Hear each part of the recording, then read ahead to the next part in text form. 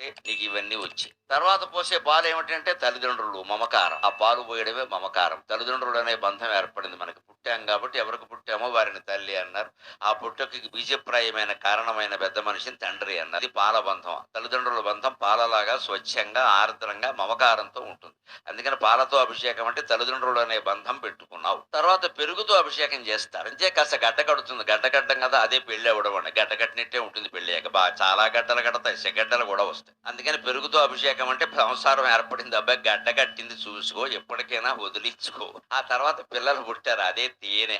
పిల్లలంత sweetness ఇంకెవరిలో ఉంటుందండి. 100 కోట్లు సంపాదించి అలిసిపోయి విమానాలన్నీ తిరిగి నిద్రాహారాలు లేకుండా వచ్చిన తండ్రి కూడా ఇంటి దగ్గర కొడుకునో కూతురునో చూసేసరికి మొత్తం శ్రమ మర్చిపోతున్నాడు. తేనె అంటే అది.